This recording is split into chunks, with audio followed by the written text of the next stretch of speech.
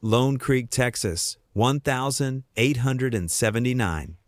The air hung heavy with gunpowder and dust as Matthew Blackwood crouched behind a weathered oak stump, his Remington rifle pressed against his shoulder.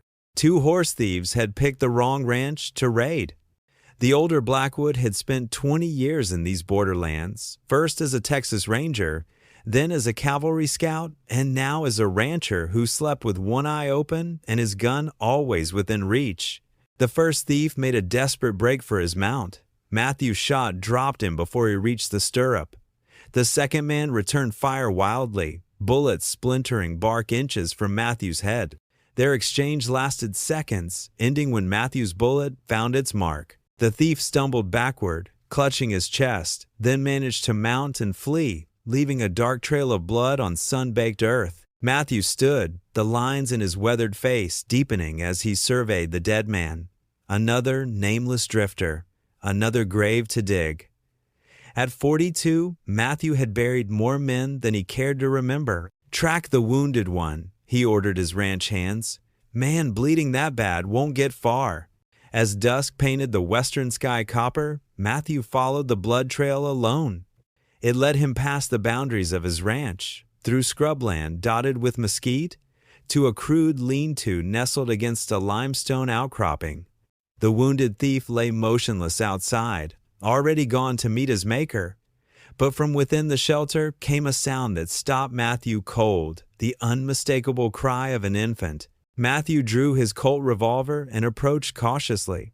Pushing aside the ragged canvas flap, he found himself staring into the fierce, pain-filled eyes of a wounded Apache warrior. Behind the man, swaddled in a dirty blanket, lay a baby boy no more than 6 months old, face reddened from crying, tiny fists beating the air in hunger and distress. The Apache's hand moved toward a knife. Matthew's gun barrel was already trained between the man's eyes. "Don't," Matthew said flatly. Blood soaked the warrior's side where a bullet had torn through flesh. His skin had the gray pallor of a man close to death's door. Yet in those dark eyes burned a desperate plea that transcended language. The warrior's gaze shifted to the infant, then back to Matthew.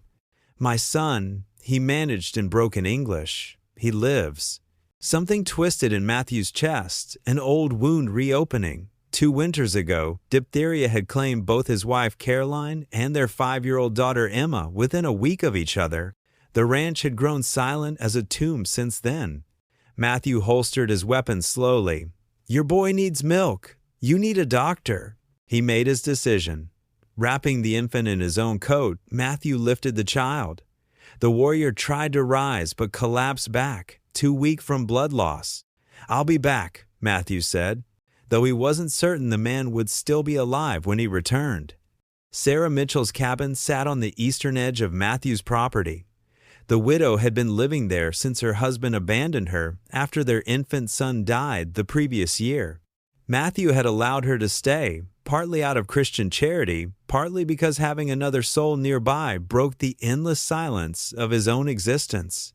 When she opened her door to find Matthew Blackwood standing there with an Apache infant in his arms, her blue eyes widened in shock. "His father's dying," Matthew explained gruffly.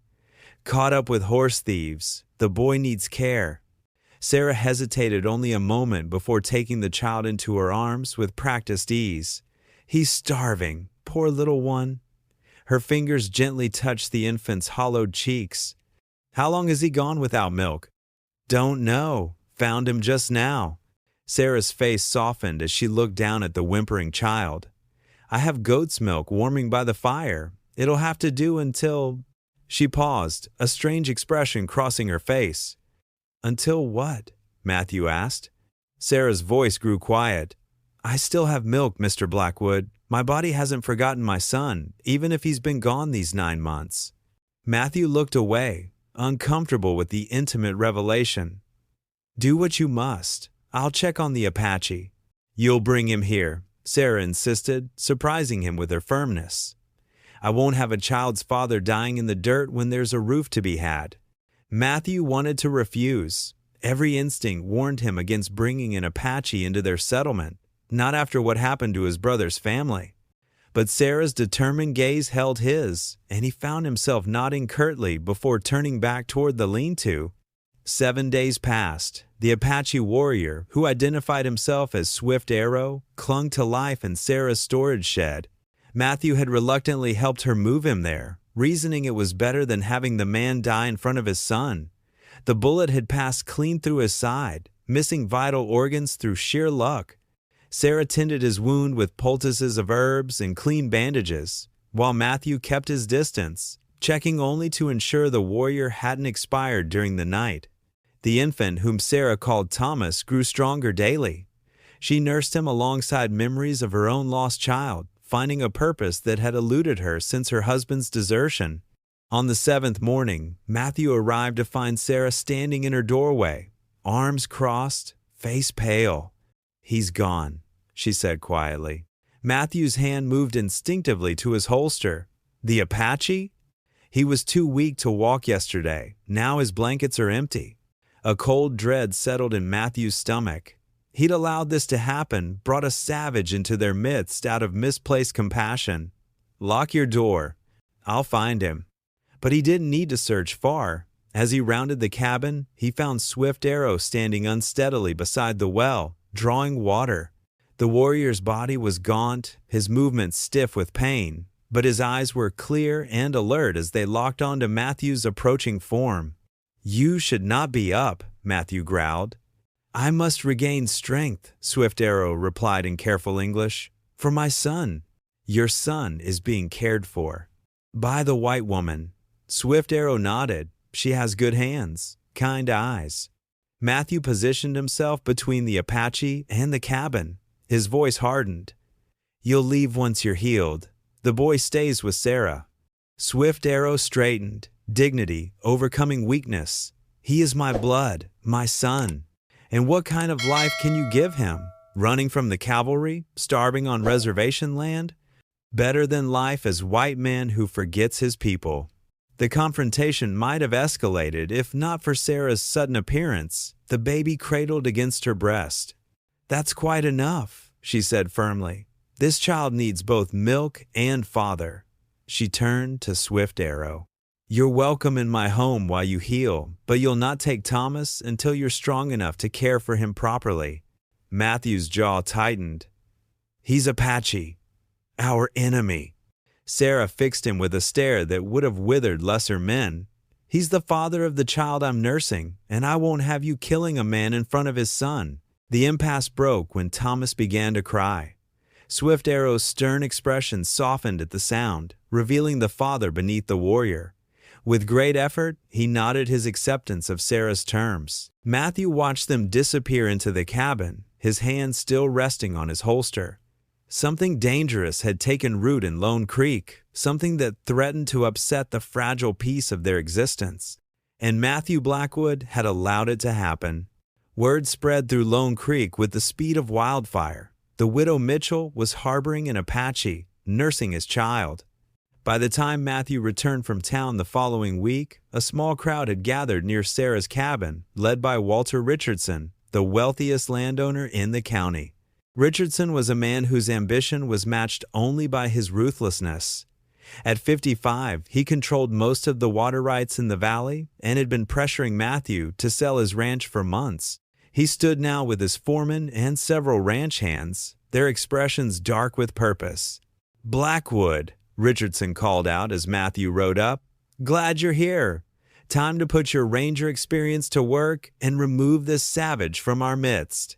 Matthew dismounted slowly, measuring the mood of the crowd. "The Apache is wounded. No threat to anyone." "No threat?" Richardson's voice rose. "Have you forgotten what his kind did to your brother's family 10 years back? Butchered them in their beds, if memory serves." The old wound in Matthew's chest throbbed. He hadn't forgotten. Would never forget finding Tom, his wife, and their 2 boys mutilated after an Apache raid. Their scalps taken as war trophies, their blood soaking the floorboards of the cabin Tom had built with his own hands. Richardson pressed his advantage. "That widow's lost her senses, harboring an enemy. We're giving you the chance to handle this properly before we take matters into our own hands." There's law in this territory now, Matthew replied evenly. Law? Richardson laughed coldly. Out here, we are the law, Blackwood, always have been. Matthew positioned himself between the men and Sarah's cabin.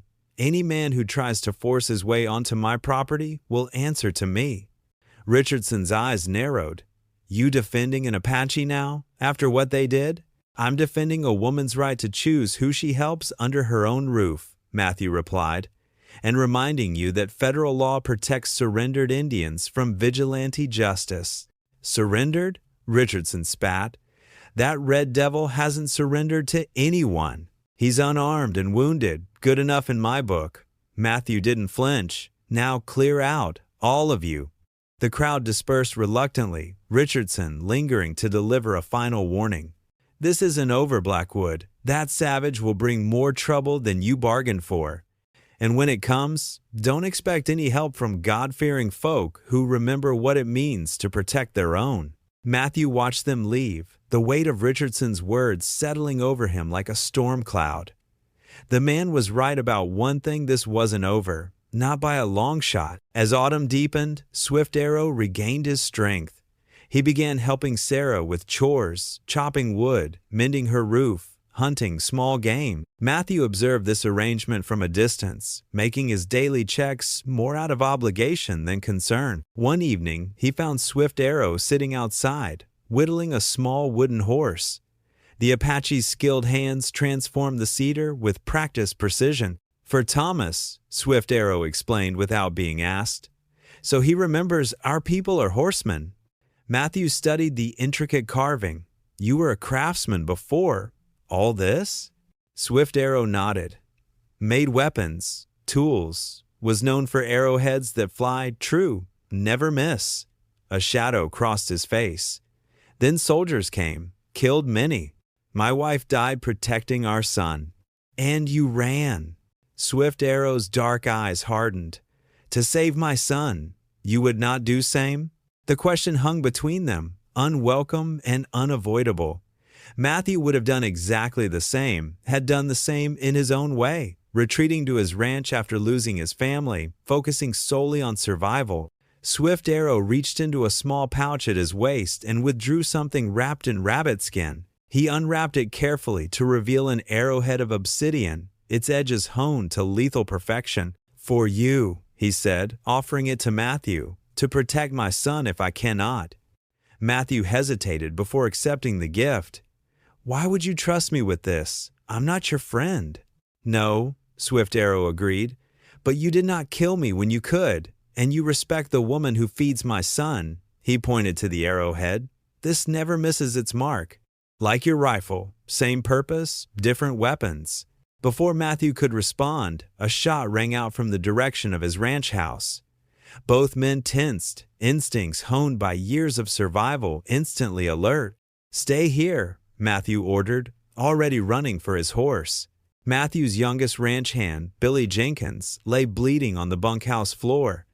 The bullet had taken him in the shoulder, painful but not fatal if treated quickly. Richardson's men, Billy gasped as Matthew stemmed the bleeding.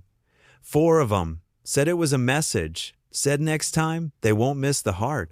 Matthew's other hand, Jim Cooper, stood guard at the window, rifle ready.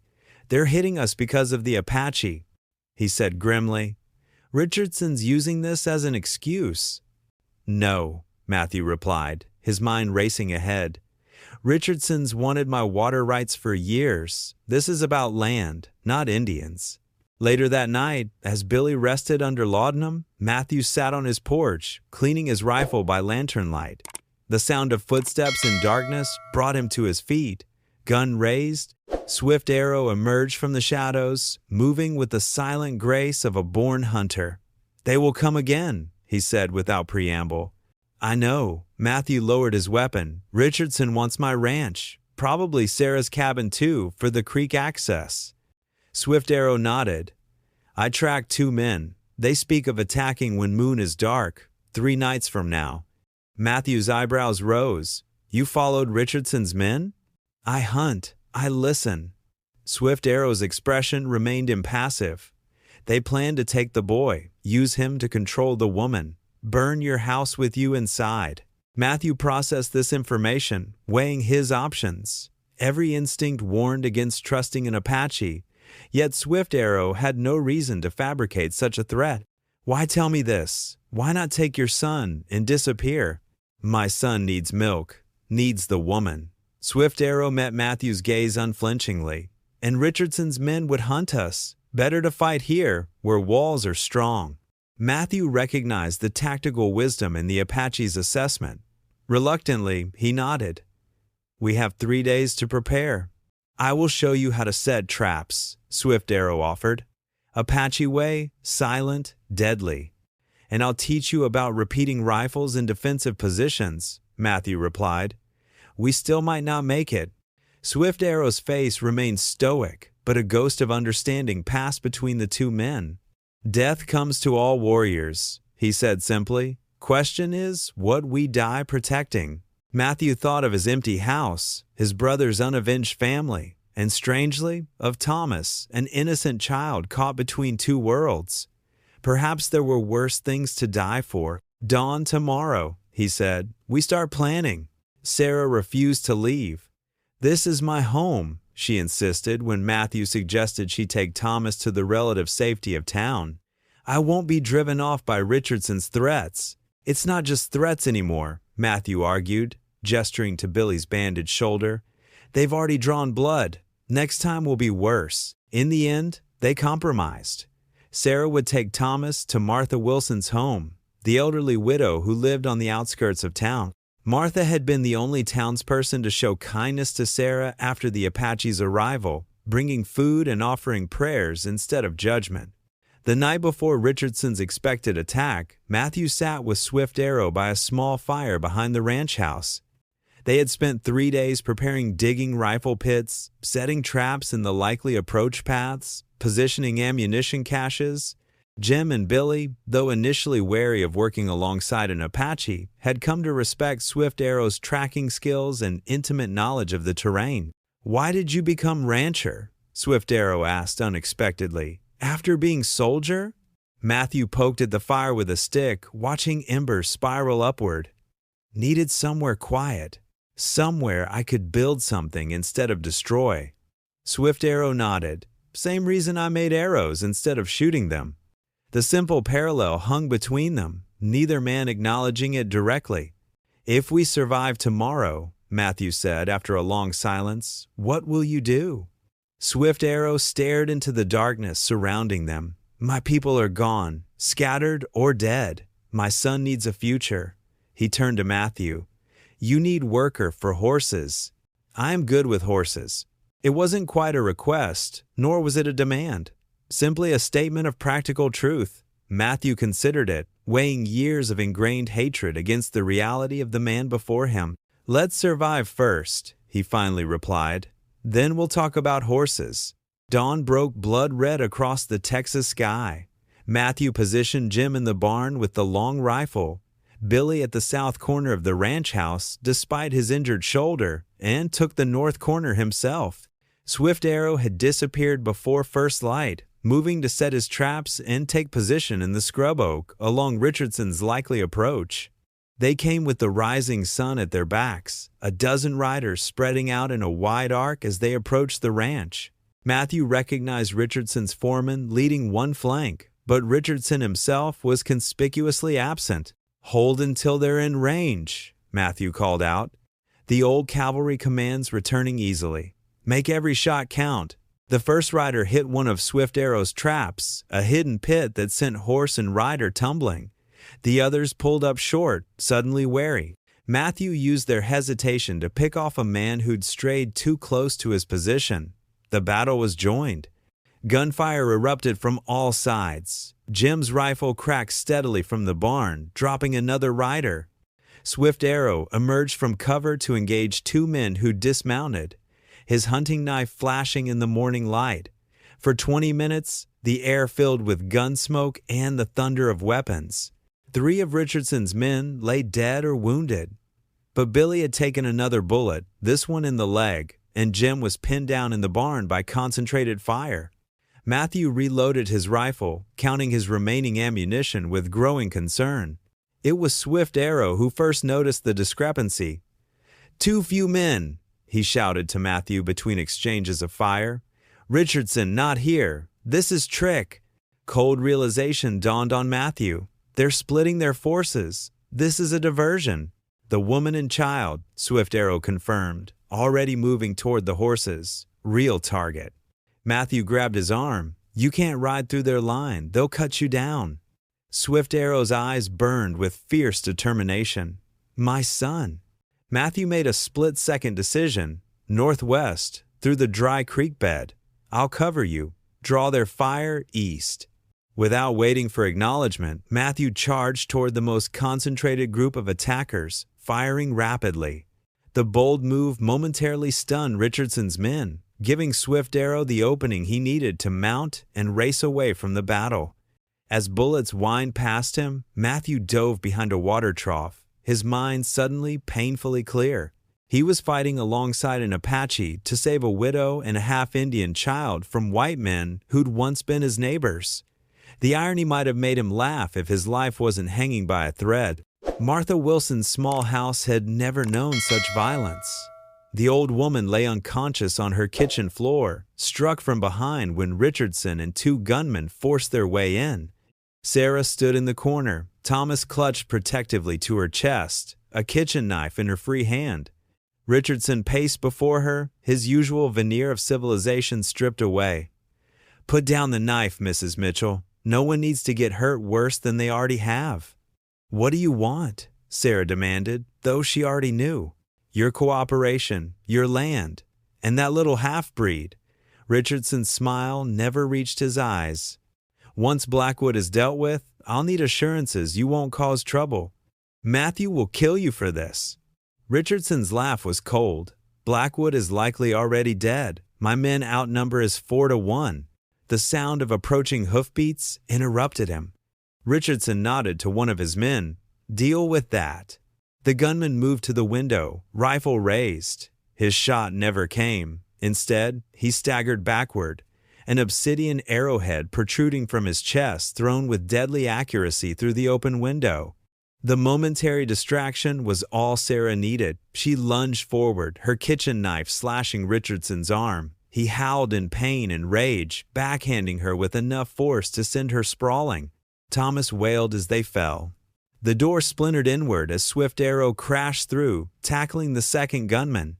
They fought in a brutal tangle of limbs, each seeking the advantage.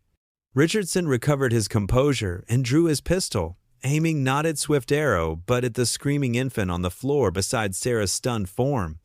"Enough!" Richardson roared. "Stop, or the child dies." Swift Arrow froze, chest heaving. Richardson's smile returned, cruel and confident. "That's right, savage. Now you'll watch while I—" The window shattered as Matthew Blackwood dove through it, his body slamming into Richardson. Both men crashed into Martha's dining table, wood splintering beneath them. Richardson's gun discharged harmlessly into the ceiling. Matthew's fist connected with Richardson's jaw once, twice, 3 times before the older man could recover. But Richardson was stronger than he appeared. He bucked Matthew off and scrambled for his fallen pistol. His fingers had just closed around the grip when an obsidian arrowhead embedded itself in his wrist. Richardson screamed, dropping the gun again. Matthew retrieved it and aimed steadily at Richardson's heart. "It's over, Walter." Blood streaming from his impaled wrist, Richardson glared hatefully at Matthew. "You're siding with Indians over your own kind? After what they did to Tom?" "My brother's dead," Matthew said evenly. "Nothing brings him back. But I'm starting to wonder if I've been blaming the wrong people all these years." Richardson's laugh turned into a wet cough. "You're a fool, Blackwood. It was always about the land, the water. The Indians were just convenient monsters to blame when things needed doing." His eyes gleamed with malice. "You think Apache raiders found your brother's homestead by accident? That they knew exactly when he'd be alone, undefended?" Matthew's blood turned to ice. "What are you saying?" "Business. Blackwood. Just business. Tom wouldn't sell. Needed persuading." Richardson's breathing grew, labored, blood loss weakening him. Paid those Apache renegades good money to scare him. Didn't expect them to get so enthusiastic. Rage surged through Matthew, his finger tightening on the trigger. 10 years of hatred, 10 years of nightmares, all built on a lie. Swift Arrow's hand came to rest on Matthew's shoulder. Not worth your soul, Blackwood. The moment stretched, taut as a bowstring. Then Matthew lowered the gun. You'll hang for this, Richardson. Proper, legal. Richardson's eyes dimmed. Too late for that. Blood pooled beneath him, not just from his wrist, but from a deeper wound in his side, suffered during their struggle. War makes opportunities, and I've always been an opportunist. His final breath rattled from his chest, carrying one last bitter smile. 6 months passed. Spring returned to Lone Creek, bringing new life to the rangeland. Matthew's ranch expanded, now encompassing Sarah's cabin and the fertile creek that ran alongside it. New cattle grazed the valley, and a string of wild mustangs occupied the corral near the main house Swift Arrow's domain. The Apache had proven himself an exceptional horse trainer. The same patience and precision that once crafted deadly arrowheads now gentled spirited stallions. Richardson's death had been ruled self-defense, his conspiracy revealed through papers found in his office. The remaining attackers had been tried and sentenced, bringing a measure of justice to Lone Creek. Sarah continued to care for Thomas, now a toddling, laughing child of 15 months. Swift Arrow visited daily, teaching his son Apache words alongside the English he learned from Sarah. The arrangement was unconventional but functional, a new kind of family forged in fire and necessity. On a warm April evening, Matthew sat on his porch watching Swift Arrow lead Thomas around the yard on a small pony. The boy's delighted giggles carried on the breeze. "He has good balance," Matthew observed as Sarah brought him coffee. "Born horseman." "Like his father," she agreed, settling beside him. They watched in comfortable silence as Swift Arrow guided his son's tiny hands on the reins. "I still see them sometimes," Matthew admitted quietly. "Caroline, Emma, Tom, and his boys, in my dreams." Sarah's hand found his, a simple comfort. The dead never truly leave us. No, Matthew's weathered face softened. But maybe they make room for the living, given time. Across the yard, Thomas let out a peal of laughter as Swift Arrow swung him from the pony into his arms. The warrior who had once been Matthew's sworn enemy now looked toward them, nodding in acknowledgement of their shared purpose, a future for the child who carried 2 bloodlines in his veins. "This boy will know both worlds," Matthew said, "and maybe build a better one than either of us knew." As the Texas sun dipped toward the horizon, painting the land in gold and shadow, 3 unlikely survivors faced the future together. A rancher haunted by false vengeance, an Apache warrior far from his vanished tribe, and a widow who had found the courage to nurture life in the face of death. Between them, a child who belonged to both worlds and neither, whose laughter now filled spaces once occupied by grief and hatred. In a land built on blood and broken promises, they had found something rare and precious, not peace, exactly, but the possibility of it. And for now, that was enough.